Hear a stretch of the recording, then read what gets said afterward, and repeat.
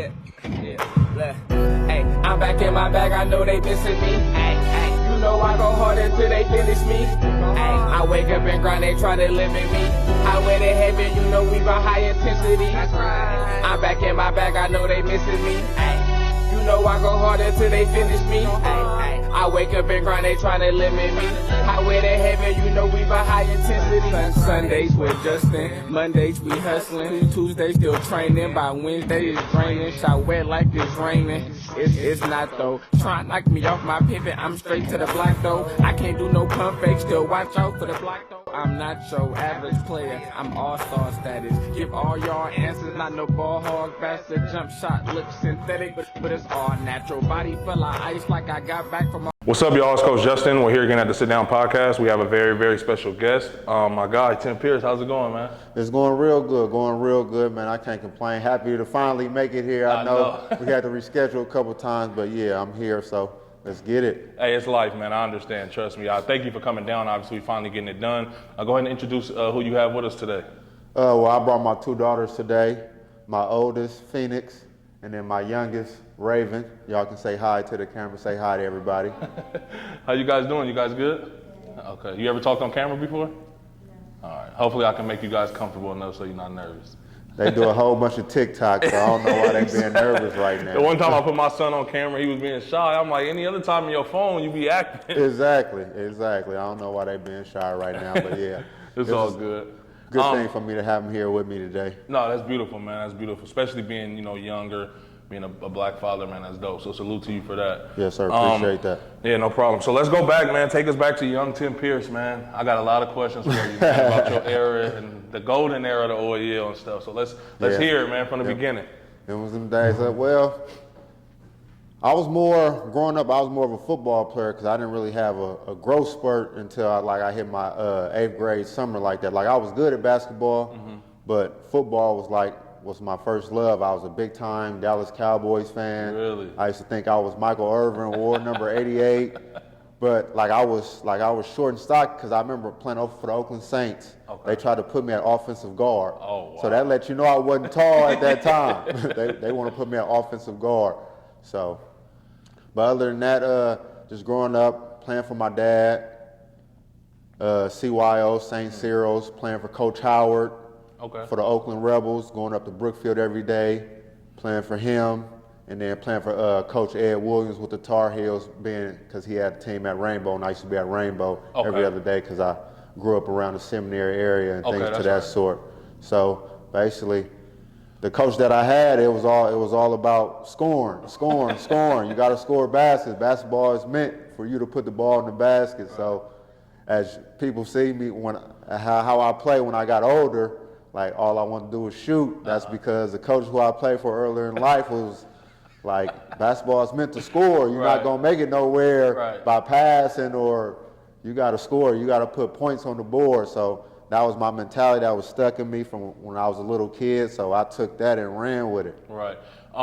What age did you get into hoop? You played football first, and did you? Well, I played everything first. Okay. But you were good in football. Yeah, I was good at football and basketball. Okay. Baseball was whatever. I could throw hard. For some reason, I just couldn't hit. I remember my first year playing. Like, the team I played for, Pizza Hut, was loaded. Like, every big name in baseball who you thought was gonna make it was on that team. And like I had one hit of the year, and it was a bunt. It was a bunt. So. But yeah, so baseball wasn't I can throw because I play back catcher, or I play right field because I can throw. But hitting the ball, I don't know what it was. I think it's tougher than people think, though. Yeah, I mean, yeah, it was. So you went to Bret Hart, right? Yeah, I went to Bret Hart. Did you go to Bret Hart all 3 years? Yes, I think I went there the first year when it started, when it transferred over to a middle school, because that first used to be a 7th, 8th, 9th grade. And then I think the first year, that's when middle school first started, and it went 6th, 7th, 8th, and I think I started in 6th grade the year that it started middle school, yeah. Oh, that's what's up. And then, so your 8th grade year, are you playing basketball like for teams at this point, or just at Rainbow? No. So my eighth grade year, like I'm seriously in basketball, but so you full-fledged at this point? Yeah, but I'm still playing football as well. Got you. I'm Okay. still playing football, still playing for the Oakland Saints, still playing football, but I'm just going back and forth. So like, I forget when football season was. Like I get out of school, like we had like little intramural basketball stuff with. You went to Bret Hart? Yep.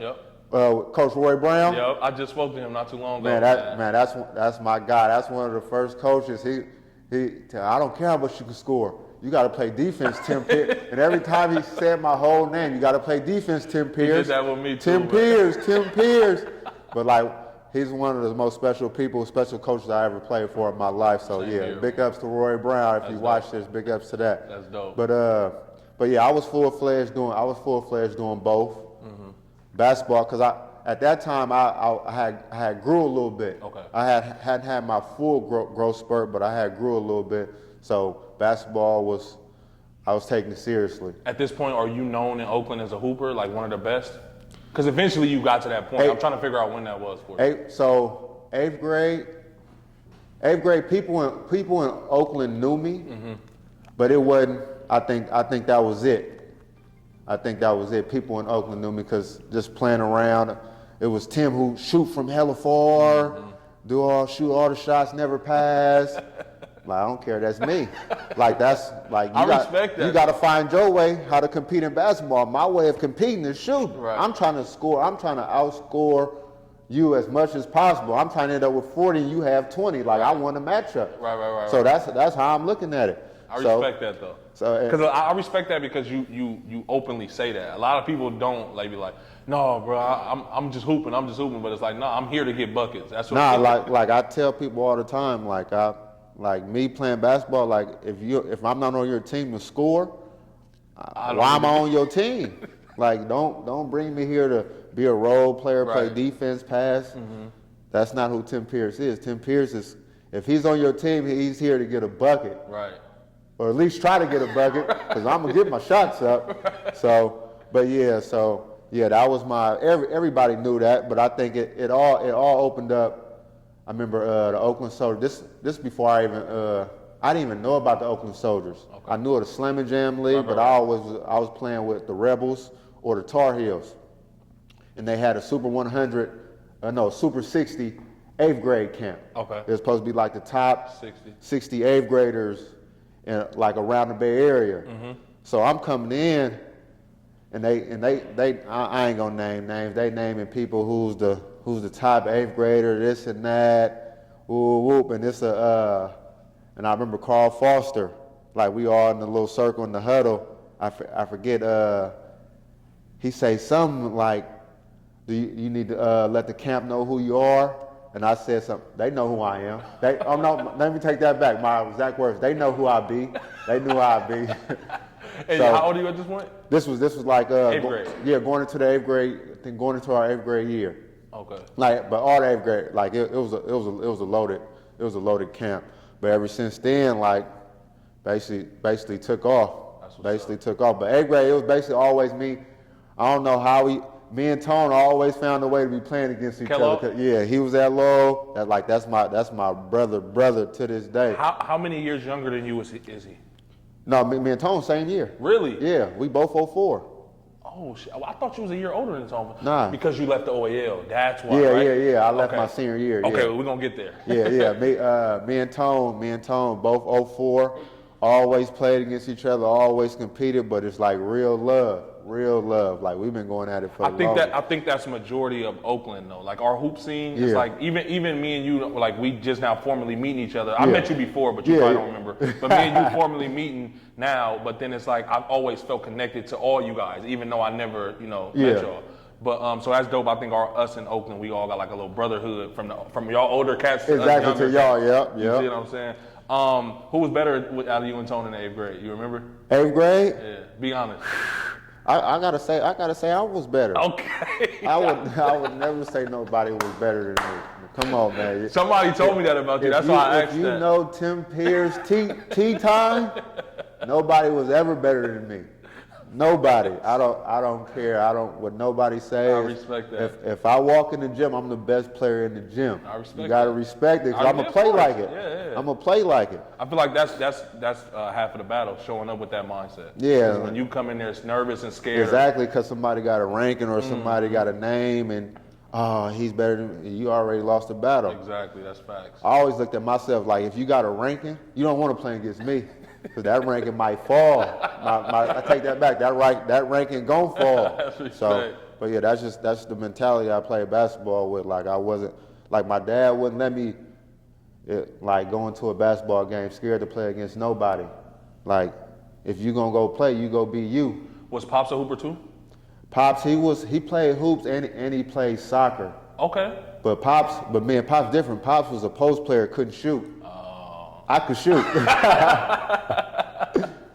But I used to go a whole bunch of my dad adult leagues games. Like he was a big man, like a whole bunch of dunks, huh? How tall was Pops? Pops was like 6'6". 6'6". How tall are you? 6'7". 6'7". Okay. So yep, he was a big man, dunks a lot. Okay. Yeah, I'm wing shooter. I still dunk a lot, but yeah. When you hit that growth spurt in the 8th grade, do you remember about how tall you were? So I went from like 5'10", 5'11" to like 6'4". Hold on. So 5'10", 5'11" is still pretty tall for an 8th grader. It ain't hella tall, but that's decent. But I went to like 6'4". That's crazy. Because I remember I was going into the summer of going to high school, because I was going to Fremont. And I remember I was still playing around, like I hit puberty at the same time, like my voice was raspy, I was like, couldn't talk. And then the knee pain I had with them growing pains, that's where I hope everybody grow to how tall you want to get to, but do it gradually. That knee pain, like I remember my dad had took me to the doctor about 4 or 5 times. Like I couldn't sleep. I was sleeping like 2 hours a night. Damn. Like the knee pain, like sitting in cars. Yeah. Then we'd be in traffic. Like I'd be in the back seat, like trying to stretch my legs. Like, come on, my knees hurt. Yeah, that's like, crazy. Dad, what do I do? He's just gonna have to deal with it. He's gonna have to suck it up. I in my freshman year in high school, I tore my ACL and I ended up having surgery. But after my surgery, I grew like 5 inches too. When I got to high school, I was like 5'6", 5'7". I was hella tiny. Then I got to like close to like 6'1". Oh, like, dang. Like that, like hella fast. But so I know a little bit about what you went through, not as much. But let's talk about you mentioned Fremont. Were you always, I know you're from the seminary area, were you always going to Fremont no matter what? Yeah, I was like, my daddy was like, I was going to them games like 8, 9, 10 years old. Like, Did Pops go to Fremont too? Nah, he went to Oakland High. Okay. Yeah, but I think Pops had a real good relationship with Clint Williams. Oh, okay. And then so, like, wherever Fremont played, like, if we can make it, like, someday he'll come get me early from school. We going to Fremont game. We going to Fremont game. Cause at that time, I was in Catholic school. Catholic school got out at 3:45. OAL game started like 3:45. Exactly, So he'll come get me 3:15. Yeah. We in line at the Fremont games. Like and this one, OAL was rowdy. Like I'm seeing fights break out before the game. I'm like, I get in the game, they yelling cuss words in the crowd. I'm like, they can yell cuss words in the crowd? Because right now I'm in a Catholic school. And I'm young, I'm 9, 10 years old. I'm like, oh man. I'm like, oh, I don't think I'm gonna be able to make it in this, but I'm still young, I'm still shooting crazy shots. I'm laughing because I went through the same exact thing, and it's 2 reasons why it's funny to me. One, exactly what you saying, I was doing the same thing with Mac. Okay. My uncle was coaching, and my whole family went to Mac, so I'm at Bret Hart, getting picked up early from school, coming to watch y'all play, and seeing the fights and watching Mac and Tech play, y'all and Mac play. So you play with Dirty D too? Yeah. Okay, damn, that's crazy. Yeah. And then the second reason why it's funny because I think that's missing. I think with the kids now, they don't have that. Yeah. Like I knew all y'all. You know what I mean? From my end day to you to KP, Dirty D, all y'all who I knew the OAL because I was at all those games.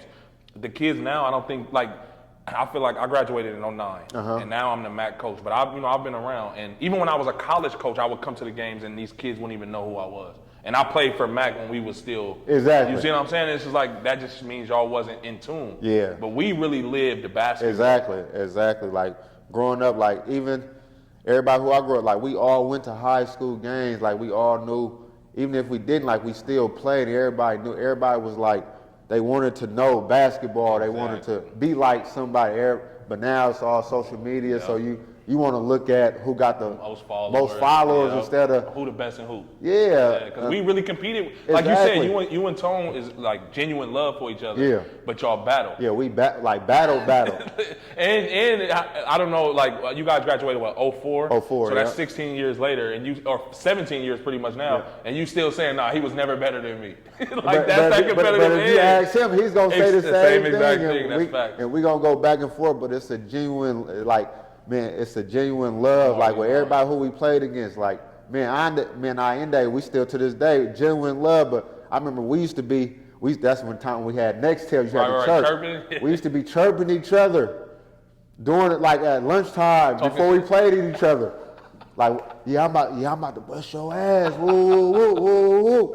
Like fire though. But it made the OAL what it was at that time. It was like the top 3 lead in the country. That's fire. A lead of 6 teams is the top 3 lead in the country. And public school, small public school. Small public school. That's what I'm saying. So it made the competitiveness, the environment. Shit, people's come from all over to come watch an OAL game. Because what that creates is like you said, the environment. It's like you match what we doing or you ain't gonna fit in. Exactly. So it's like they gotta have the mentality like all y'all gotta be on that same hype. Otherwise, you ain't gonna be able to rock. Exactly. That's fire. But how was it going in that Fremont in that freshman year? Did you play varsity as a freshman? Yeah, I played varsity. Started varsity as a freshman. Were they good before you got there? I'm not sure. I know they was good because I think they had Corey Patterson that year. Okay. I think they had a real good year.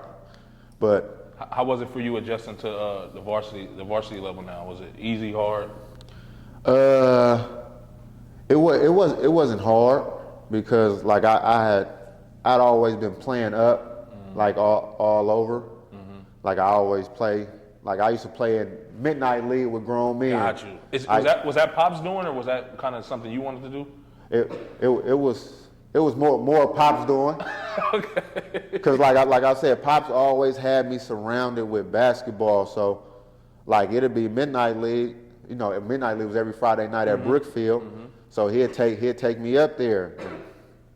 You know, somebody didn't have enough players, and you would jump in. And go get your stuff. That's fine. Like he didn't ask if I wanted to play but you know, T, go get your stuff. I'm not gonna say no. Right. And then I'm actually playing good out here with grown men, you know, as a 14-year-old kid. So when I got to high school, it ain't gonna be as rough as the Midnight League. So if you can handle that. So I just had to get down like when teams running plays and then playing for Coach Clint. You know, it's 94 feet, press.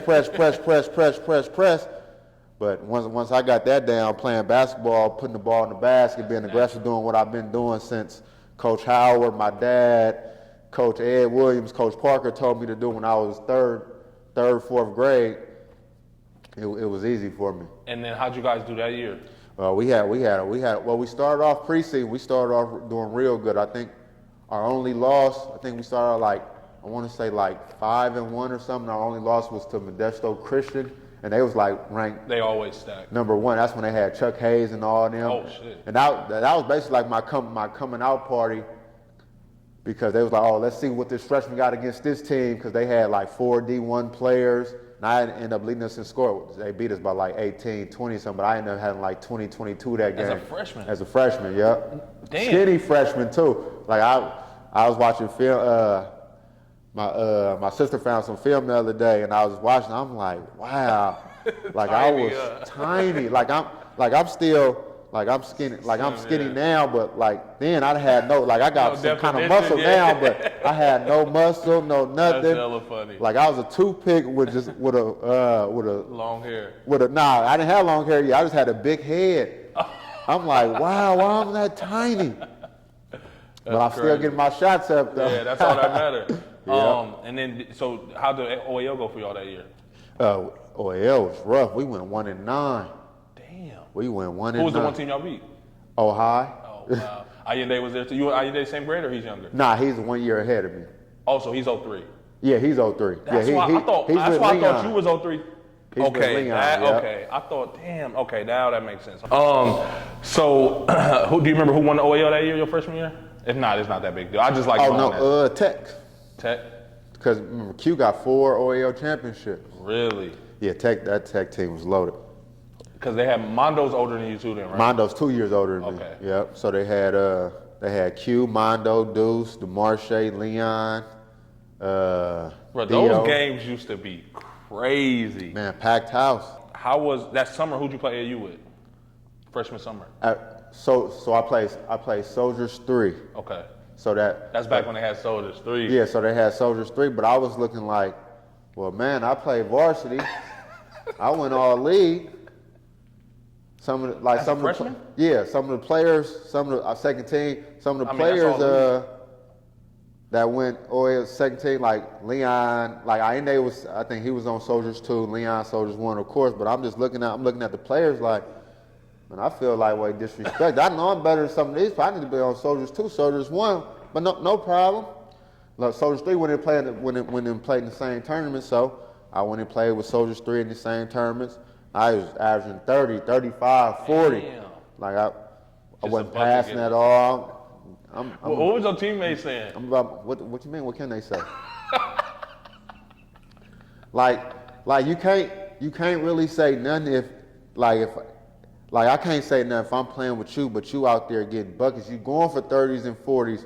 I can see if you shooting all these shots and going for 10. Yeah, that's a fact. Then that's like, bro, you need to cool down. But in every game, you, 30. Next game, 35. Next game, 45. That's crazy. And we Soldiers 3, and we win our bracket. And y'all playing varsity. Yeah, we playing the same That's tournament as Soldiers 2, Soldiers 1, and we win our bracket. Now when we win our bracket, step into that, you feel me? It's levels. Now it's different. Now the same stuff. Teams they didn't see me for 3 games. Yeah. Now they got athleticism to. Now we gonna shut down that 30, Now they preparing 40. for you. Yeah. So I eventually, like that summer when we went to big time, I eventually got moved up to Soldiers 1. Damn. So did you skip 2? Yeah, if I skipped 2, I went to Soldiers 1. Damn. In that same year. Yeah, same. So you year. was a freshman on Soldiers 1. Yeah. Damn. Who else was on that team with you? Leon, D. Free, John Sharper. Who else? I'm trying to think who else I would know. I'm trying to figure. Tofi, Okay. Marquise Catley. I think Allende was still on Soldiers 2. Y'all were good though? Yeah, we were solid. Allende he was destroying Soldiers 2 though. For real, like they used to call them the suburban soldiers because I think it was Allende and just a full team of like white dudes? like white boys, but solid white boys. I remember they had Thomas Juilliard. I think he went to Amador Valley. He was nice. Oh, that's crazy. Because I went to Amador Valley before I went to Mac. I played with his younger brother, Matt. Yeah, Thomas Juilliard. He was all right. That's when I was waiting for you to say that name because I heard he played with Leon on Soldiers. Yeah, but Allende he was running. So he was Juilliard running was that nice. show, huh? Juilliard was nice. Juilliard, he was nice. He was real nice. I heard a lot of. I never met him, but like I said, I played with his younger brother at Amador for 1 year. Then it also, I did. Allende was his point guard, so Allende made him look real good as well. So you can't beat that. Yeah, that's a fact. At that time, wasn't nobody guarding Allende, so he was breaking down that dish. Allende was one of the first pure point guards I seen in person. In my opinion. Yeah. You know what I mean? Just me looking like, oh shit, okay, that's how you play point guard. Nah, Allende was different. So what about that sophomore year coming in at Fremont? I know you probably like I ain't winning just 1 game this year. Yeah, so sophomore year, so Coach Clint he had lost the job or whatever. He had a situation, so we didn't know who the coach was coming in. So Pops was talking about whether you want to transfer somewhere, because depending on who got the job at Fremont, I was probably gonna end up at De La Salle. Oh wow. Yeah, I was gonna end up at De La Salle, but Frank Knight ended up getting the job. So he was like, Frank Knight played at Fremont, big time player, one of the most known players to ever come out of Fremont. So he got that job. So Pops was, you gonna stay? That's what's up. And then I think playing. He was hella young at that time? Yeah, I think he had just finished. He had just graduated at St. Mary's. Damn. He had just finished, so he was young, probably like 22, 23. That's crazy. So, I got right into it too, right when I finished playing college. So and I think that's what really made Tea Time take off, because he coached. He coached how he played, and he seen what I can do, and he just let me go, and from there I took off. How'd you guys do that first year? We well, did his first year, but you were saying. We did okay. Had a solid preseason. I think we ended up going 5-5 in the OAL, but we played that year. That's when Tea Time took off nationally, because we played De La Salle. You okay? Sit up. We played De La Salle, and I had 41. We ended up losing, but teams don't even score 41 points at De La Salle. Don't even score 41 points at De La Salle. So, when I scored that, like the next day in the paper, it was like sophomore sensation scores 41 at De La Salle. Like I woke up, like Mark Olivier called me talking about, young fella, you had 41? Then the next day, ABCD just called. Well, like everything's open up. College coaches sending letters. So you weren't getting recruited at all before this? Nah, nothing that I know. Like I haven't received a letter or nothing. And you was just killing on the AAU circuit, and it's just nothing. But when I got moved to Soldiers, when I was probably like I played like live. We got in the blowout. Okay. But like if it was a close game, I'd probably get in for like 2 or 3 minutes here and there. That makes sense. Spot minutes. But I respected it. Yeah. They had their whole team. They moved me up. What is so the Tea Time name? Where did that come from? So Pops gave that to me like when I was still, because I had a whole bunch of Tea Time gear, probably like 6th, 7th grade. But I was always at that time. I was all you like said Tea Time gear. Yeah. What you mean? I had socks. Custom stuff? Yeah, cause that's what. That's like, if you talk, fire, bro. Like had me. Pops branded me way before that was even a thing. Way before a LeVar Ball, That's all this other. Like Pops he's seen it already. It's like so. Like I had Tea Time socks in high school. I used to sell them around to people at the school for like 10 and things to that sort. That's but yeah, fire, so when he used to say like give me Tea Time stuff to wear, I just didn't want to wear it because I'm like, nah, I'm kind of shy. I just want to go do me on the court. Mm-hmm. But when high school started, and then, that name started getting out there, and it put yourself on the pedestal. Well, if you got a nickname, people gonna start looking. Exactly. And with that kind of nickname, it's and then people start like it wasn't no more Tim no more. It was like Tea Time, time. I walk in the gym, they be like Tea Time. That's fire. So that shout out to Little Richie. Every time I went in the gym, Little Richie be like Tea Time, no matter wherever we at. Shout out, bro, Little Richie. But yeah, Pops gave me that early, and then I took off with it in high school. Can you talk about a little bit about you and Pop's relationship? Because I remember being a kid, and literally every time I saw you, I saw your dad. Everywhere. Whether it was just you walking in the gym for open gym, whether it was you at practice, whether it was you in the games, I was like, whenever I seen Tim, it was like you was walking in with your hoop shit and your Pops. Yep. Now that's how it was. Like Pops. Cause growing up, it was always like football, basketball. Pops always made sure he kept me into something. So he kept me working on something. Like if you gonna play, if I'm gonna spend my money for you, you gonna work on it. You just ain't gonna do nothing. Then it's time to go to practice. Oh, you think you're gonna go to practice? No. If you gonna go play basketball, and I'm gonna spend my money for you to play basketball, I gotta buy you shoes and stuff like that. You gonna go work on your game. Right. You're not just gonna show up and play. You're not gonna embarrass me. Right. You're gonna work on it. So you want to play football? Let's go work on it. You want to play basketball? Let's go to the gym. And that's what it was. And then when I got to 8th grade, I remember he had me. We was on a ride home, and he had a van at this time. He's looking in the rearview mirror, and I'm looking at his eyes. So T, what you gonna do? I'm like, Pops, what you mean? Like, what you gonna do? It's time for you to make a choice. Like, make a choice on what? Like, on what sport you gonna Stick with it. Yeah, stick with it. Because it ain't no more play this, play that, play that. You got to concentrate on one. I'm like, well, I'm growing now, so I'm a little skinnier. I don't think I can take these hits in high school because I'm looking at these high schools and they here. Yeah. I'm gonna stick with hoop. You know, I think I love that more than football now. And then ever since then, like, he's like, well, this is what it's gonna take. Gym. Like, every time I want to go kick it, gym.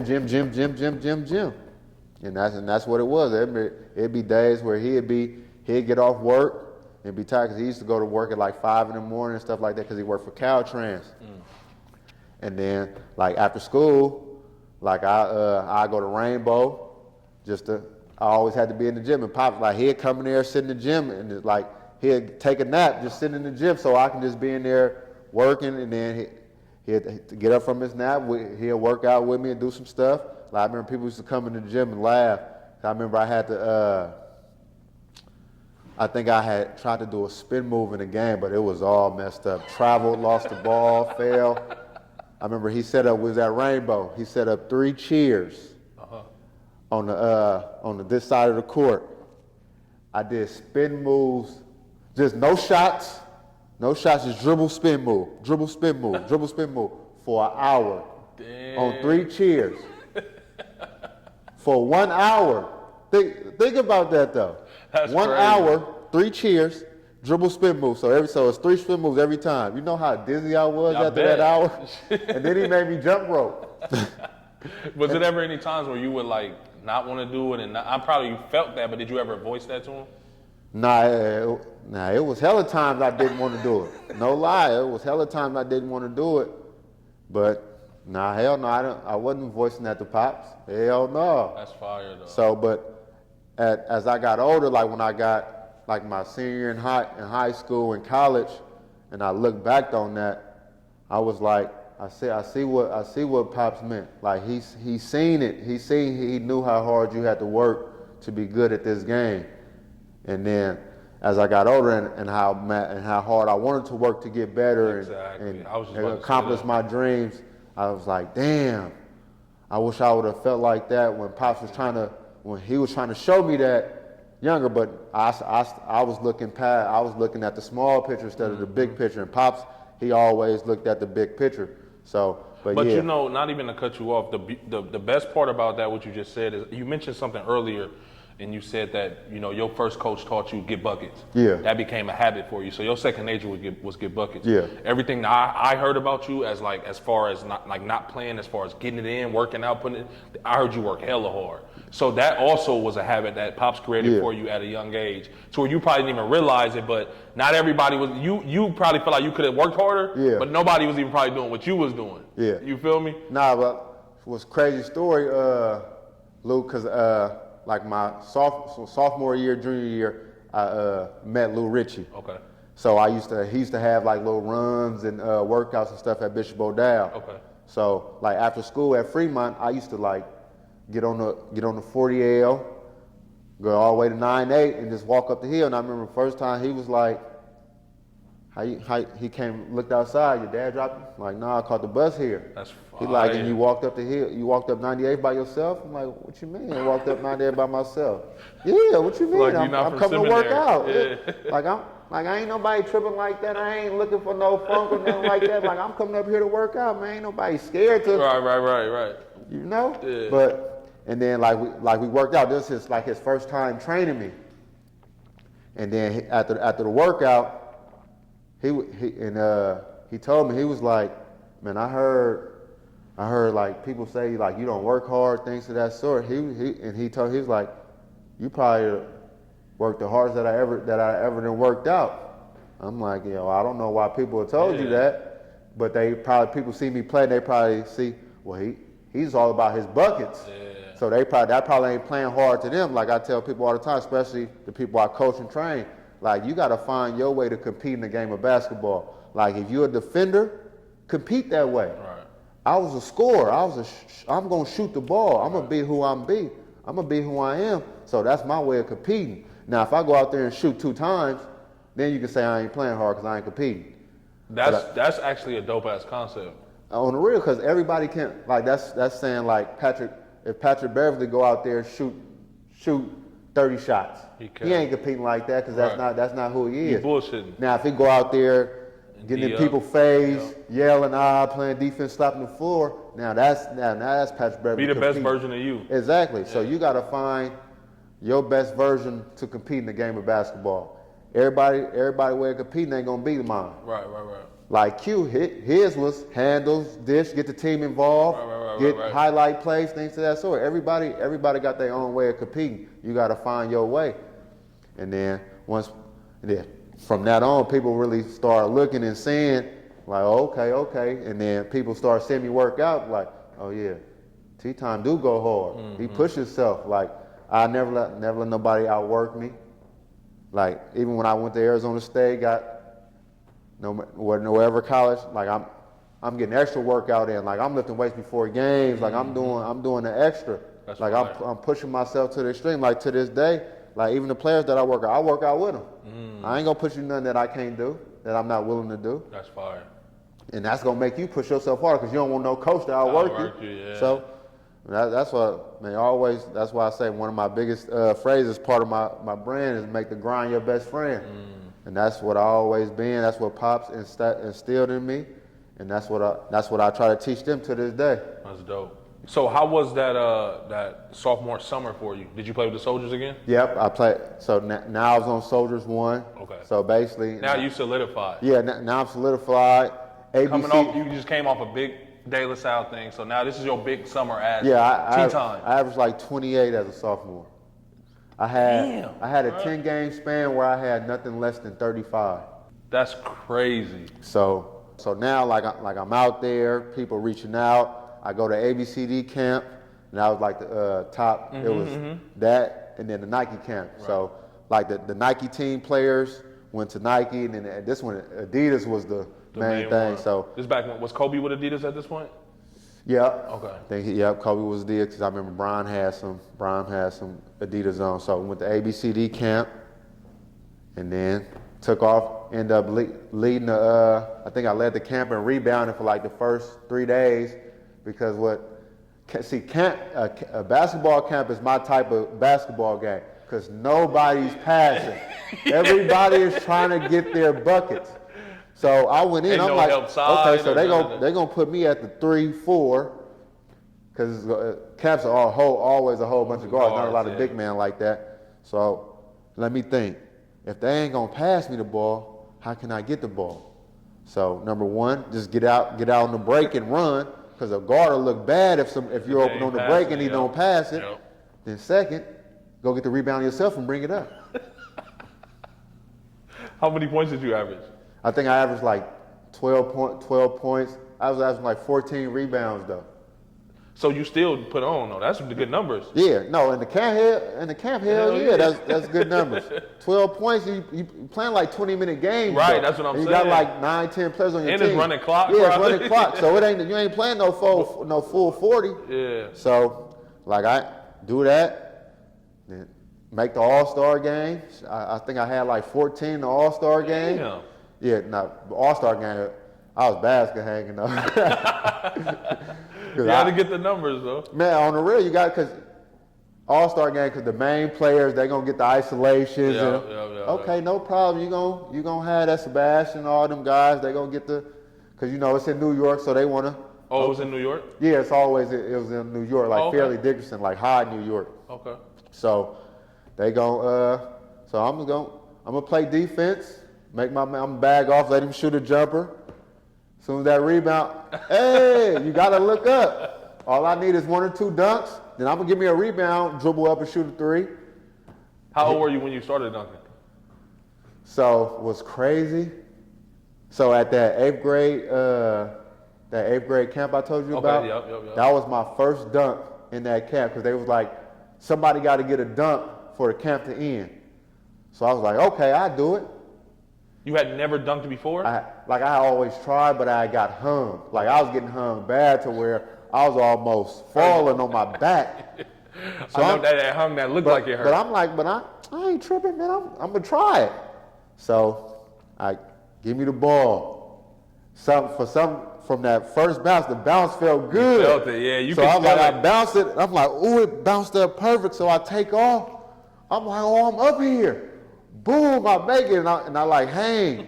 And you know, at this time, that's when you hang on the rim. Yeah. So it kind of like ripped my hand right here. I'm like, oh, let's go. I'm juiced. I'm like, man, I do it again. So I do it, bam, bam, do it again. Oh, wow. I'm like, oh yeah. Then it was like camp go over. Then 9th grade year, I don't know what happened. Couldn't dunk no more.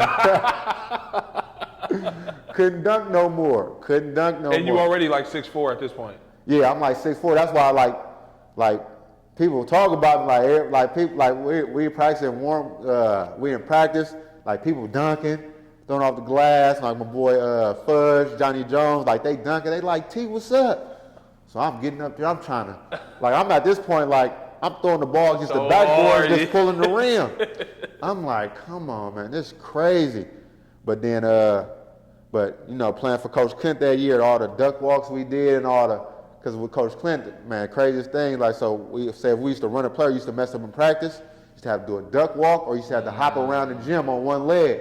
Oh, wow. So I get a whole year of that. My sophomore year came, it was a whole different story. You started getting up there. Yep, and I went from like, I went to 6'7" now. Now I'm at 6'7" as a sophomore. Oh, so wait, hold on. So you doing all this at the ABCD camp at 6'7"? Yeah. Now I'm at 6'7". Now I'm at 6'7". So as the year ended, my freshman year, like I gradually, by time July hit and I went to ABCD camp, now I'm legit 6'7". Damn. And I gained a little bit of weight. With guard skills though. Yeah. So now I'm dunking, I'm flying, I'm jumping, but I'm still like I'm getting hit with contact. I'm like, ah. So that's why my junior year, I stepped back to the gridiron. Okay. Wow, really? Yeah, I went back and played football. For real? Yep. And how was that? It was solid. It was solid. You play receiver? Yep. I played. Like I played free safety. Oh, so you was a real football player? I played kick return. Oh, wow. And I played wide receiver. Yeah. Was y'all good? We was solid. But I think the last game against the Castle was like, they beat us, and then I think they ended up letting Ohio into the playoffs or something. But yeah, we had that year against Skyline, I had 3 touchdowns, 4 catches, 181 yards. Damn. Yeah. That junior year in hoop, how'd you guys do at Fremont? We did solid. We did solid. We lost in the play-in game. Well, we had a real good preseason. Matter of fact, we ended up going to a national tournament from my sophomore year, and then my sophomore summer, we end up, you know, if you're a big name high school player, you get invited to a big tournament. Yeah, tournament. So we ended up going to Vegas to a tournament like Oak Hill Academy. Tech was down there. Like teams from Philly was down there. Like teams from all over the country. Who else is playing with you at this point at Fremont? It was me, Dirty D. Little Dante Gamble, Scooter Holmes. I know Scooter. Big Aaron Early, Mike Porter, DeAndre Walker. Okay. Dom. I think he ended up transferring to Mac. Yeah. Oh, I know Dom. Yep. Okay. Dom. My guy Ricky Ricardo. That sounds familiar for some reason. Obviously the famous name, but I think I remember a dude from Fremont with that name. Who else was it? My boy Ant Petty. My boy Ant Petty played. Who else? Who am I missing?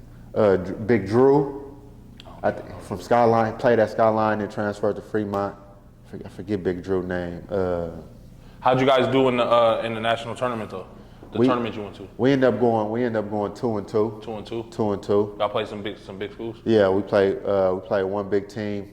So at this time UNLV was recruiting me. Okay. And then I think our first game was against a team from Vegas, and they had a player that I guess they was recruiting as well. So yeah, he got torched. He got torched. I think I hit them for like 32 or something, and then like all the Vegas media outlet rushed me after the game. And for like the players on my team, that was the first time with them seeing something like that. And they like, Oh, it's serious. Like this Were college you? stuff is serious. I'm glad you said that. Were you telling them like the shit you was experiences on the road and stuff? Nah, I wasn't, cause I didn't ever want to feel like I was better than you. Like we all play for the same team. We all come in here and put the same work in. So y'all enjoy this. Enjoy this trip. You know, and take this in. That's fire. You feel me? So I wasn't gonna put myself on a pedestal. Like everything I did was like, man, y'all come rock with me. Y'all come stand behind me. Y'all come be a part of this too. It wasn't never like, oh, this is a tea time hype and something like that. That's fire. What do you remember? Who was your first offer, and when it came? So my first offer came after my 11th grade year. Like play had a solid year, and then we went and played. We played. Where did we play? Oh, matter of fact, in Pearland, Texas. I remember Pearland, Texas. We played the Illinois Fire, and I think I ended up having like 44. We ended up beating them. So walking out the gym, like they offered. Oh wow. Yeah, and that's when I think Bruce Weber was there, if I'm not mistaken. Bruce Weber. Yeah, he was there, and then, like he offered on the spot. And I remember I called my dad. I'm like, I'm going to Illinois. So I committed. I'm going to Illinois. Like, what you doing? Like, man, I got a scholarship. Cause I'm looking at this point, like, ain't too many people in Oakland like getting scholarships like that. And so, well, I need to take the first thing that's gonna come. So Illinois, that Big Ten, that sounds good to me. Yeah. So he like, nah. And you gotta play it out and see what you can get. You know, you gotta take visits and stuff like that. Cause I wasn't even thinking about the visits part. I'm thinking, I get a scholarship, take it. School paid for. I get to continue playing basketball for 4 years. Right. So I'm going with it. But he like, nah, keep it going. Cause I had seen Coach, like we had been to open gyms, especially open gyms if Leon and Inde was there. You had Lute Olson, Ben Brun, Billy Donovan, all these guys like in the gym watching them. So I'm like, well, they ain't showed up to Fremont open gym yet. So you feel me? Right. But that's fire though, and Allende was highly ranked too. I know Leon was super high. Yeah, I never knew that. I don't think. May have been top 5, but for sure top 10 point guard in the country. Wow. That's what's up. Yeah, I don't think I ever knew that. And then, so how far did you guys go your junior year in the OEL? So we got to the play-in. So that's right, you said that. Us and Ohio, we was tied. Oh, so you versus Allende. Yeah. So did y'all chirp? So we was talking major trash. We was talking major trash. So we got a play-in game. We played a play-in game at Skyline, and then I don't know what Allende did. He didn't play the first quarter. So we starting the game. I'm like, but he not sitting on the bench. He just standing by the scores table like just stuffing his feet. I'm like, what they got going on? So we come out like we ahead. I'm like, oh, they about to choke off the game. Then second quarter come in, now we're gonna go boxing 1 on 10. I'm like, Inde, come on, man, play straight up, man. Come on, we talking all this during the phone. You talk about boxing 1? He's like, nah, man, I'm trying to win. I'm like, I can't do nothing but respect that. Right. So yeah, they end up getting us. That ended up being my dad's last high school game that he seen, like school high school game that he ended up seeing me play. Really? Yeah. So he passed after that year? So he passed that June. He passed that June, yep. And then how was that for you? I know that had to be tough. I mean yeah, because it was like it was tough because like everything, because he the one who put the basketball in my hand, things of that sort. Like he always pushed me to play hoop, get better, work on your game. And I think that's where it really took my work ethic, like from where it was to it needs to be up here now. Because I didn't want to. Losing pops? Yeah, because I didn't want to. Because I always had, because having pops there, it was always, well, I know if I don't want to, pops gonna make me go a little harder. Pops ain't gonna let me not go hard. So when he was gone, it was up to me. And at that time, I always go back to the pastor at the funeral. He said my pops wouldn't have left if he didn't feel I was ready. That's hard. So, and I always think about that. So when that happened, I was like, he felt I was ready to push myself on my own and work as hard as I can and do whatever I got to do to get whatever I needed. So I took it as that. But yeah, it was rough. It was sometimes to where you know, I be in the game or I look to the side, you know, where he'll usually be, and he's not there. Right. But I just know he's there. He's there with me all the time. So once I think he built me for it. He built me for it because I think a lot of people, especially as a junior in high school, losing the person who you were with basically your whole life, every day, every minute of the day, to lose that abruptly would have shut down. Mm-hmm. And like I said, I had times like I just recently, like usually on my dad's birthday or something, like I wouldn't talk to nobody. Like it'd be rough for me. Really? Yeah. Like my baby mother, this his last birthday. She was like, I remember you wouldn't even speak to me on your dad's birthday. Damn, it was like that tough. Yeah, because it'd just be like that was Pops. Be as open as you choose. Were you taking that time to just be like focused on yourself? Or you like reminiscing? Like what would you do on those days? It was just because I was like, because Pops was always like Superman. Like nothing could hurt Pops. Like I didn't see Pops like have surgery on a Friday and go to work on Monday, like and still make it. Like could barely limp, but he's getting me to my games and things to that sort. Like I didn't see him do amazing things. So just thinking about like Pop's really gone, Pop's really gone, Pop's really gone.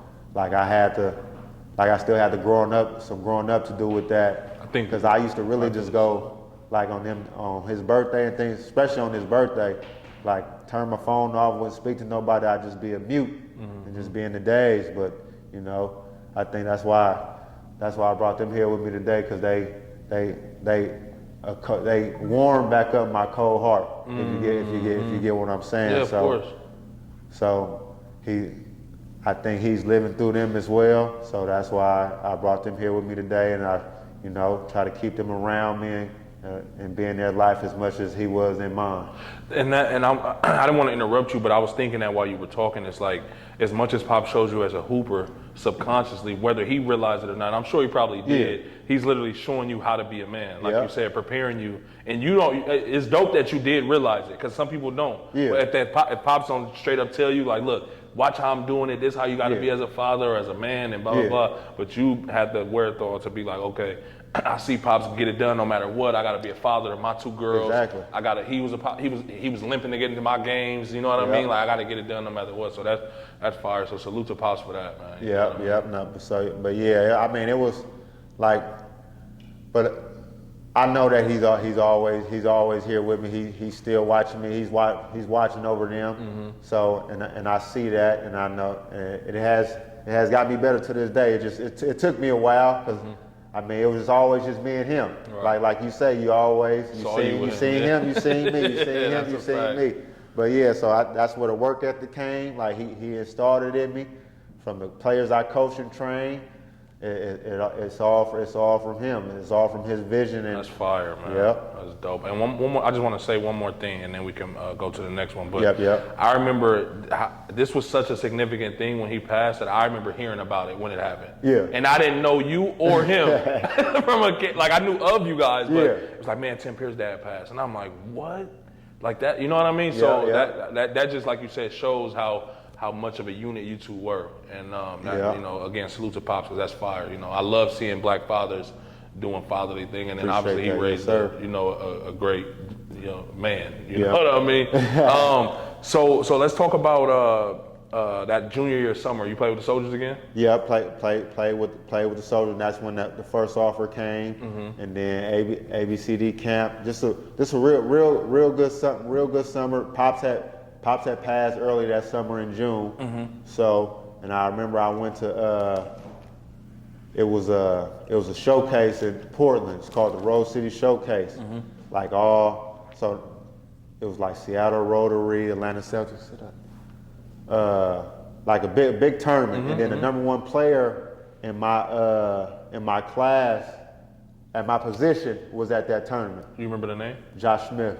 Oh wow! Yeah. So that's crazy. And I had been waiting for this matchup. Like I didn't care about any other matchup. I didn't really like. I had been waiting on this matchup, because they was hyping him. Like, and he wasn't bad. Very athletic. Jumped out the gym. Right. but I just knew he couldn't fuck with me. Yeah. So, that semifinal game, we matched up. I had 40. They ended up winning. They had a loaded team though. They had Dwight Howard, Brandon. He was with the Rush. Atlanta Celtics. Yeah. Brandon Rush, Josh Crinn. They starting 5 all went to the league. I was waiting on that matchup. I remember Mark Olivier. He told me, he was like, "You got what you've been waiting for," and it was fresh after like the passing of my dad. So it was like I was. You was ready. Like I was focused. You was ready. Like I ain't never been so locked into a game in my life. Like, but that one, like I was like. What position did they have you at? A 3 or 4? Yeah, 3. 3. 3, 2, 3. Yeah. Okay. So the offers start coming in at this point now. Yes. So I'm getting letters, offers, all things to that sort. So yeah, it's fully coming now. I think I know the answer to this, but how did the jump happen from Fremont to Hercules? So when my my junior year it ended, so Pops was looking in to me transferring to Hercules, but I didn't want to go. I wanted to stay at Fremont because Hercules had just had a good year, so Pops was like, "Man, ain't you getting tired of losing and stuff like that?" I'm like, "Well, if I can't get it done as the head honcho of the team, then I'm gonna go out where I started at. I ain't gonna leave just because they won over there." And then that's why I did a different interview. I said it had nothing to do with Mark Olivier recruiting. He was telling me he wanted me to stay at Fremont, and if Pop would have stayed alive, I most likely would have stayed. Because really? Pops wouldn't have forced me to go somewhere where I didn't want to go. He just would have rocked with me and would have made it my choice. But with him passing, I just was like, I was just about to ask you that. As much as he did for me and the time that he sacrificed for me to get to this point, to get to how good I am right now, because I wouldn't be the player that I am right now if it wasn't for him. Right. So I need to honor his wishes. And at that time, I was going into my 12th grade year. I was 18, so I was basically can take care of myself and enroll myself in any school I wanted to go to. Oh wow! So when you're 18, so I basically honored my dad's wishes and headed off to Hercules. That's dope. And how was that? Was Frank Knight mad at you at Fremont? Frank Knight totally understood where I was coming from. Me and Frank Knight real cool. Like he knew where I was coming from. He knew that I really wanted to stay, but I was just following my dad's wishes. And then as much as Frank Knight did for me, I did for him as well. Right. So I did everything I could at Fremont, and then I just wanted to go and fulfill what my daddy wanted me to do. That's dope. How did the season go that year? Well, it started off solid. We was the only thing Hercules was Division 4, so we was like the 4th ranked Division 4 team in the state, and then we had a chance to go to a national tournament at Hercules as well, but the principal didn't let no out-of-state tournaments, and I think that's what killed my McDonald's All-American from going to that tournament, because every big name player would have been at that tournament. So we couldn't do that. But when season started, we was 12-4. Then started the year, played 2 games, and it was something was illegal or some. It had something to do with the parents. When I interviewed Coach Mo, he talked about it. It was something about, because he almost got that job around the time Mark Olivier went over, and he said that the parents were involved in picking the coaches, and then they were mad about people not having people living in other places and their kids not playing and all of that, or something like that. Yeah. So basically, when I came, I guess it was, another player is coming here. My son is about to be a senior, not going to play. Well, your son is on the team. Right. The team is winning. So why are you tripping? And then you wait till we get 16 games, because it was 12-4, 16 games in. Now you want to go telling something. Now we forfeit now we're 0-16. So now we got to run the table to get 500 to make it to the playoffs. So now your son's season's over. So now I hear that. So now guess what I'm about to do? Shoot every single shot. We ain't going to the playoffs. Shoot every single shot. I'm about to. So you were able to finish the year? Yeah. We still finished the year. And So wait. So who was the illegal player?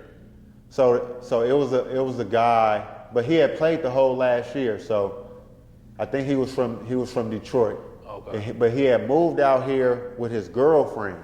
Uh-huh. But I guess they tried to say Mark recruited him. He was living with his girlfriend. Right, I see. Yeah. Played his whole junior year for no problem. So now his senior year, It's a problem. now it's a problem. So was he wasn't able to play no more? Yeah, he wasn't able to play. They shut him down, but he barely played any games anyway. So, but yeah, it wasn't in people on the outside because people in that league like they wanted to compete. It was parents inside the school. That's crazy. Hating, but you end up hating on your own. Yeah, on your own child. You think you helping, but you hurt. Exactly, because when this is over, I'm going to Arizona State. Like, you're not hurting me, okay? I ain't going to the playoffs again. So what? Right. I still got my numbers. Right. But you hating on your son the chance to go in the playoffs because we was gonna go far, especially in Division IV. Our only matchup probably would have been Salesian or St. Joe's. So we was gonna make a run. Right. So you just Messed killed it up. off your son. But hey, it is what it is. We live, we learn. I mean, we grow from it. Like I said, I don't regret the experience. I don't regret this decision I made. But yeah, it was. How was at what point did you sign with ASU? So I signed with them before my senior year started. So the early signing period. Yeah. November? Yeah, Okay. before my senior year started, and it was just while I went with them, they had the best relationship with Pops. Like they had the best relationship with Pops. They communicated with Pops a lot and things to that sort. So it was just basically just honoring who Pops was most comfortable with and things to that sort.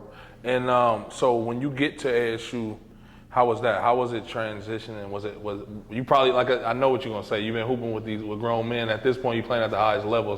So when I first went to ASU, my only thing, I wasn't worried about the basketball aspect. I was like, damn, what conditioning gonna be like? Conditioning. Like I was always asked, man, how's college conditioning, bro? That's how I be, bro. I used to hate running. I was like, cause I know it's gonna be 10 times worse than high school. So I'm like, I'm just thinking. And then so we got so when I first get out there, like, cause I got a heart murmur. So I can't. Really? Yeah, I can't even work. I can't even work out first before they put me through tests. So the team start workouts. Like I go off to some kind of special kind of. I'm walking in. They hooking me up to the thing. They got me on a treadmill. So I'm running. I'm like, okay, I'm just gonna do this jog. So I'm like 15 minutes jogging now. They talk about we're gonna speed it up. I'm like, I've been jogging for 15. What you mean? Can I get off? They was like, nah, we gotta get your heart race to see it. So they speed it up. I'm like, okay. It's like, we're going to speed up again. So now I've been running like 22 minutes straight though. So now I'm in a full off sprint. I'm talking about some. And I'm like, oh no, I gotta. Then they're like, I get back on like 15 more seconds. I'm like, woo! And the way it is, like the sun is beaming right on me. And they didn't turn down the AC because Arizona, everybody AC. So they turned down a little bit. So I'm just, okay, 15 seconds. But I still got the mask on. This is the first time I'm wearing the mask because at this time they didn't have that little breathing mask that everybody work out in now. So like I'm feeling claustrophobic. I'm like, I'm looking down at the mask, it's getting foggy. I'm like, but everything worked out. So they ran the test and then they let me. I was able to start workout the next day. But then it was 5:30 a.m. weights.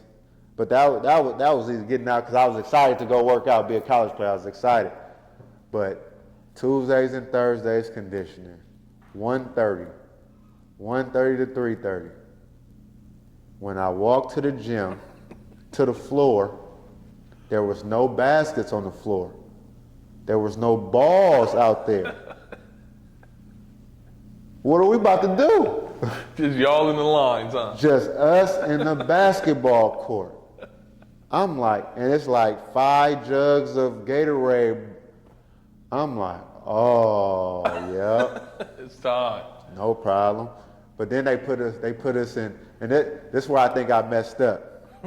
They got guards, they got the 3, The wings. yep. And then they got the bigs. That's who you're gonna run with. Don't tell me they let you choose and you choose. No, so they put me with the wings. Okay. But like I'm smoking the wings. Like we running suicides. Like I'm finishing. Everybody else still touching the line down there coming back. So they like, oh no, put him with the guards. Wow. I'm like, oh, what was I? I'm saying I'm trying to do too much. I should have been only winning by this much. Cause the wings they got like 2 extra seconds, and then the bigs they got like 2 more seconds. Yeah, facts. That's hella funny. Then I get with the guards, but the good thing though, when you go with the guards, the other 2 groups get more seconds, so that's some longer rest. Yep. But that was the only, and I actually the 3rd day because they was like, you work so hard, you doing this, man. I end up like, I don't know if I strained my groin, but I couldn't even lift my leg up or something. But I never ran like this in my life because it was Tuesdays and Thursdays, 2 hours of straight running. That's crazy. But I ain't gonna lie, I was in shape. That's what I was going. I was waiting to ask you that. How it sounds like you were in good shape. Like I was in shape, but like playing for Coach Evans, he used to have me picking up because he used to like to pick up guards 94 feet. Mm-hmm. He used to have me picking up he used to have me picking up the point guards. Really?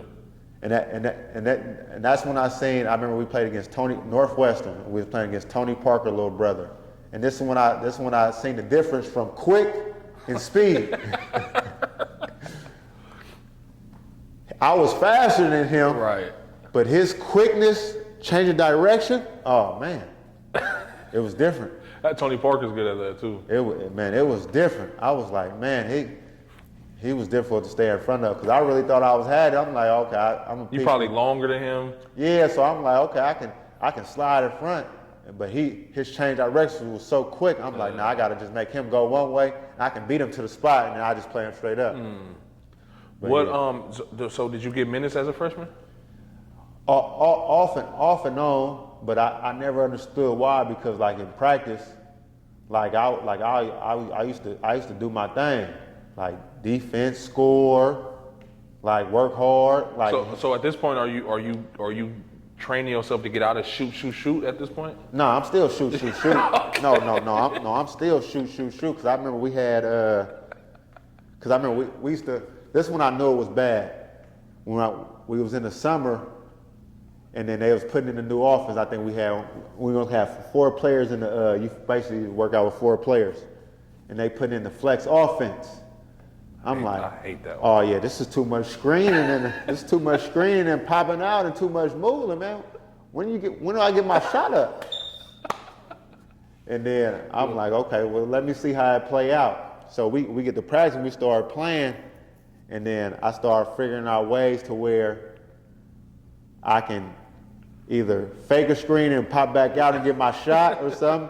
So like I always used to go to the side where the point guard come down. And I start in the corner. So you get the. Yeah, so you swing and then you flex cut off the bid. So what I used to do, they used to swing it. I used to go to the flex cut and pop back. So that if I pop back, they got to swing it back and then swing it back to me. And I was catching and shooting. That's hella funny. And I remember, my bro Steve Moore played with me at ASU. He got one of the funniest story. Well, it's my story, but he made me laugh. But he laughed in the locker room. We said like it's before the game. The coach draw up offensive play, and he asked me, "All right, Tim, something. You pop out here, you catch the ball. What do you do?" I said, "Shoot it." And my bro Steve Moore sitting right next to me, he put his head down and started busting out laughing. So it forced me to start laughing. But you was dead ass serious. No, I was dead ass serious. I love that though. So what if I catch it if I'm open? Yeah. Because when I was little, they said if you catch it and you can see the rim, you're open to shoot. And I feel I can shoot, so I'm gonna shoot it. But yeah, Arizona State. I went to the coach and I asked him. I was like, what's going on? Why am I not playing? You know, I feel like I'm better than the player that's in front of me.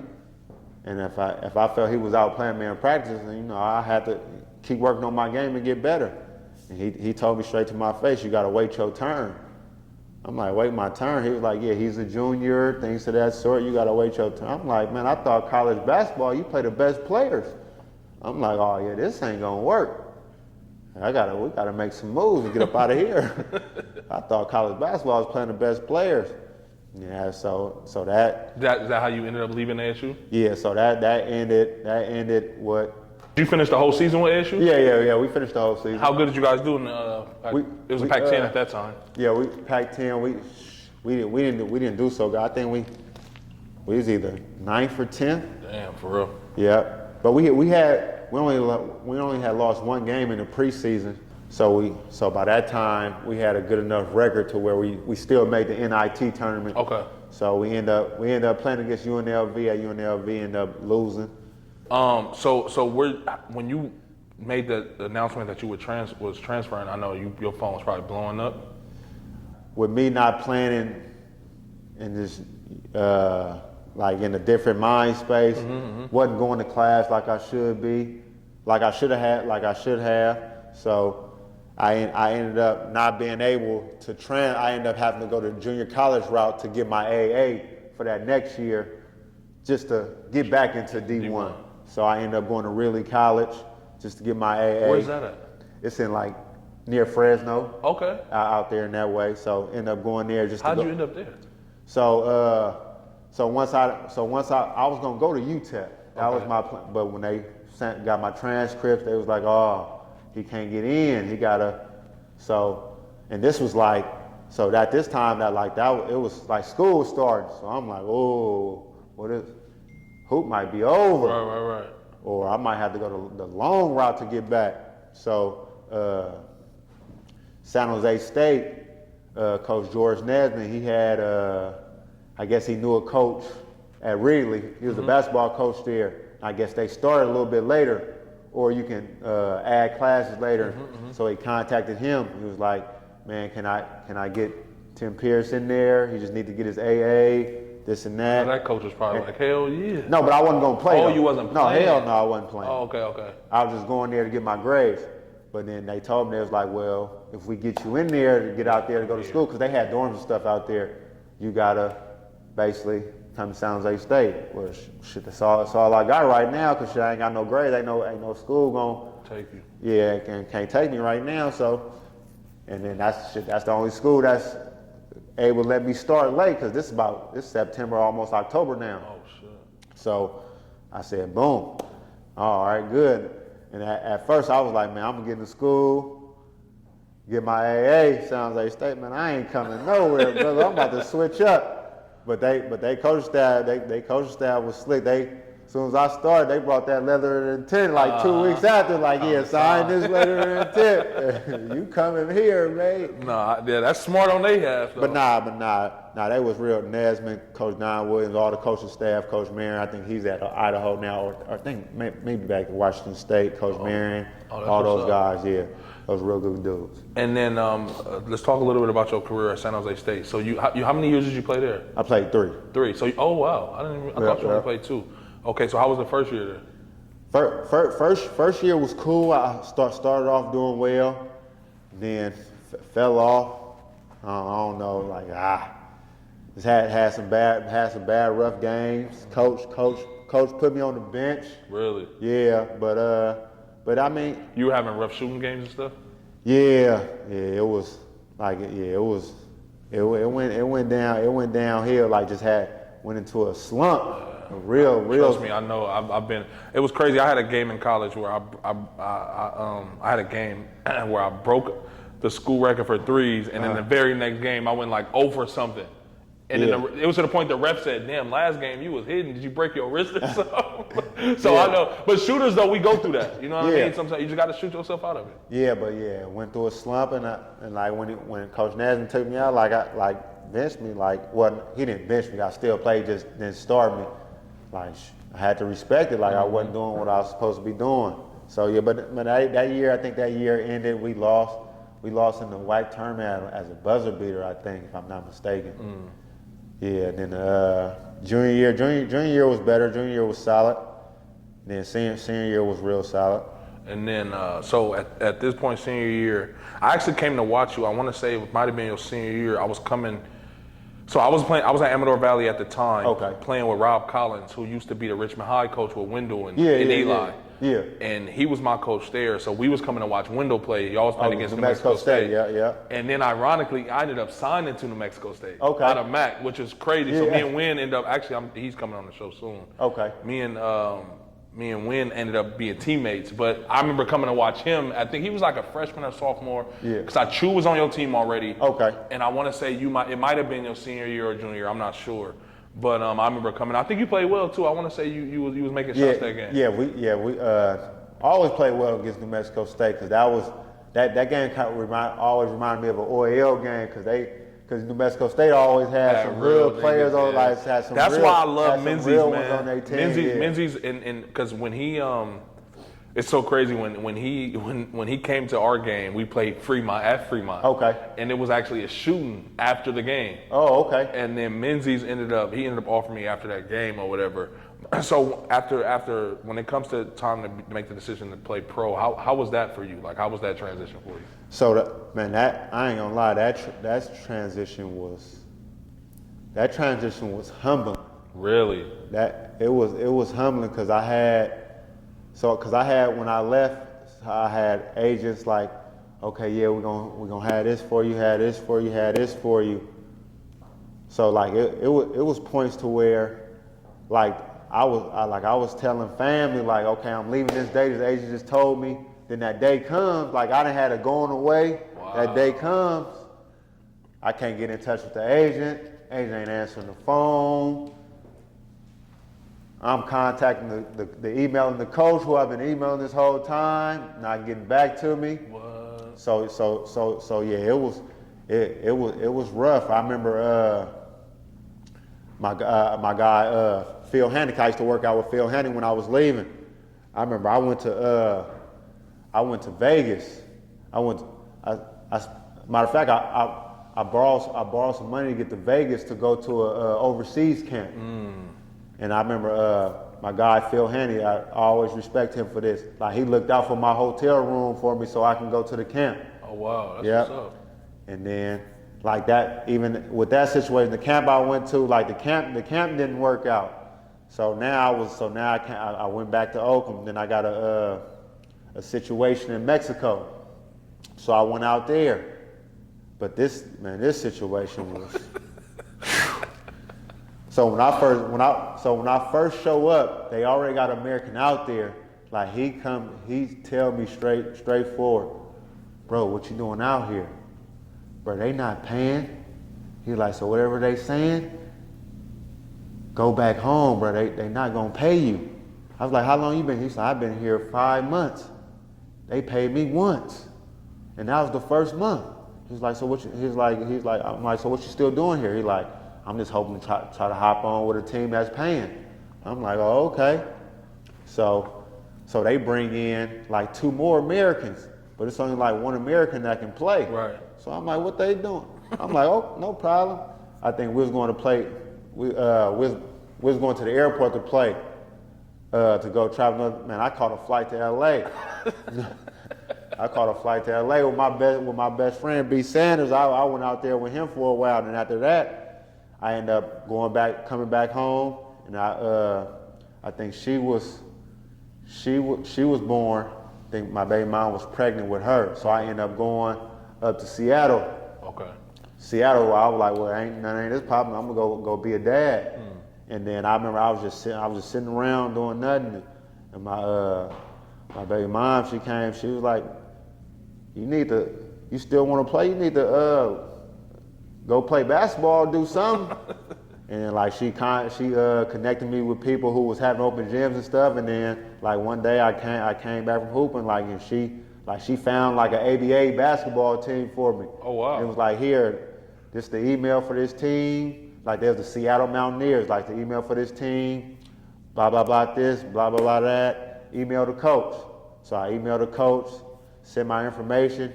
He emailed right back. Oh, we haven't come to practice tomorrow. Woo woo. It's a coach that live by you. He can bring you out to practice. So I go out there practice. He want me to play. Killing, huh? Want me to play, so I played little ABA games with them, and then they have this one ABA thing. They was going to China. They was going to China tours for like 14 days. So we go to China. So I go out to China, ball out, and have a little. It was a little warm up tape where, like in China, everything you do, they go crazy. So I got like 7 dunks, like in a warm up. This is the warm up before the game. Just dunking all kind of ways. So so I come back from that, just chilling, ain't doing nothing. Still just trying to network myself to get overseas or something. And then this guy from Germany hit me. He was the coach of the team, but he was more like a store salesman or something. He hit me. He was like, "Hey, would you like to come out here? I've seen your video." I'm like, "What video?" But he only had seen the dunking video. Like he ain't even seen. Like I ain't even sent him the other stuff. He like, "Yeah, would you like to come?" Woo woo. I'm like, "Well, yeah, hell yeah, Germany. Play basketball, get paid for it. Yeah, I'm there. Let's do it." So went out there, balled out. Ended up going to first team all league. Led the league in scoring. So it was like, and we played like some like pro. Like I think our first game was, because crazy thing about overseas, when you get overseas, like as soon as you get off the plane, it ain't no go to where you live, put your stuff down. You take your luggage, you go straight to the gym.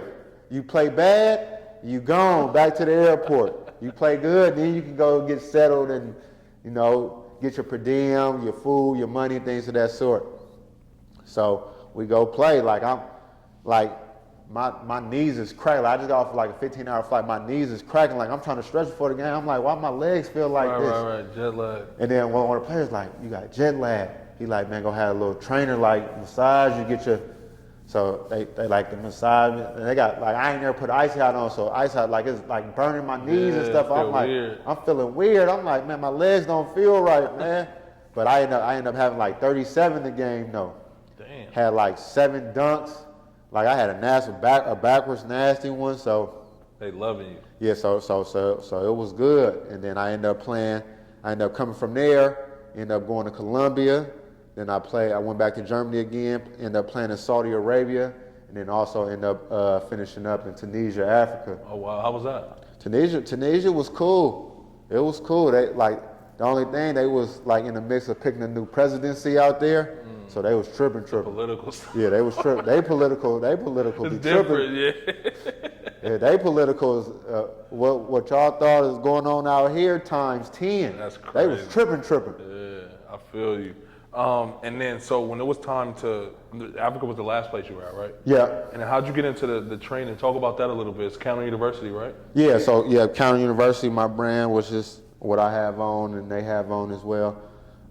I never really wanted to train because I always come, I want to play, and I never felt like I can get somebody better because I'm gonna go back to I want the player to be like me. If you ain't like me, you weak. Right. So I met a guy, Rashad Powell, out there in Seattle.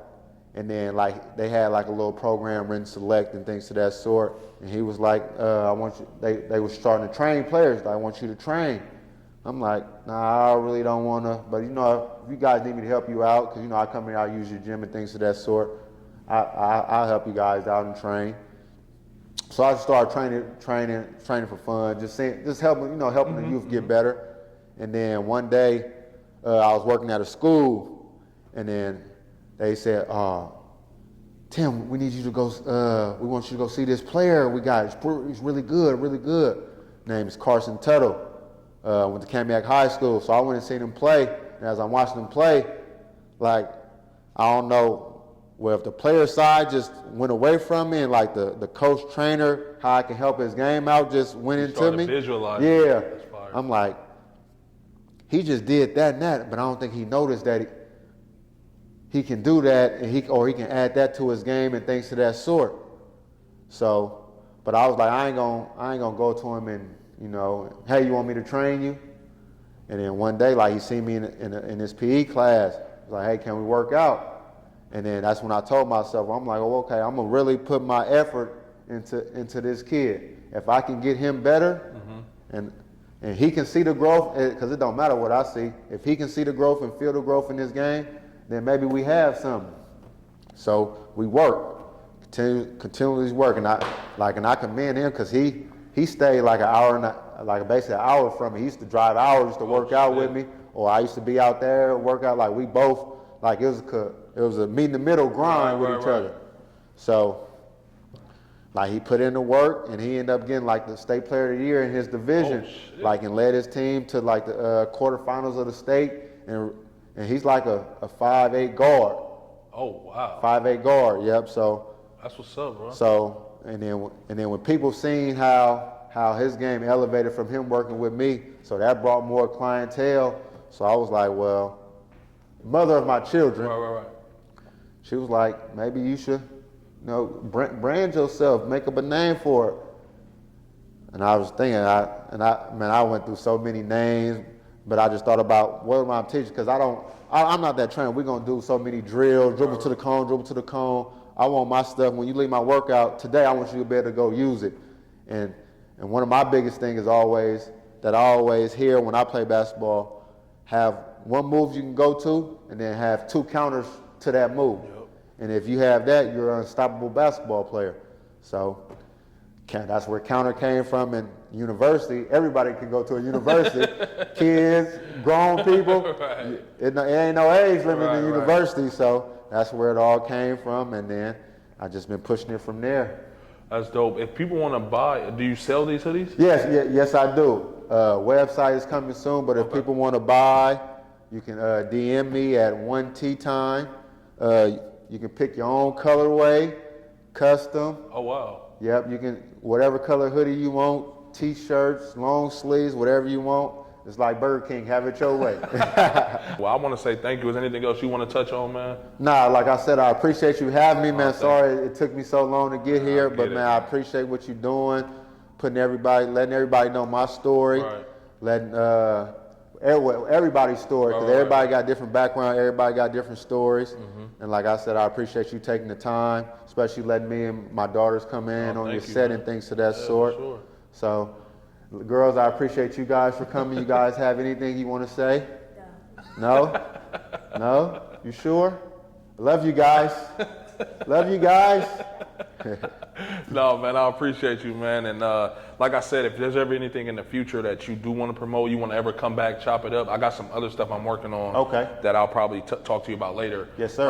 If you ever want to say, anything, hey, man, let me come on the show and promote a camp I'm doing, or put this in your video for my camp, or post this, bro, whenever. Oh, yeah. This ain't for me, this for us. When I say us, I mean appreciate that. It's all good. I'm going to for sure come back and tap back in. Yeah, man, we got to do that, bro. No doubt about it. Appreciate you, brother. Yes, sir. Yes, sir.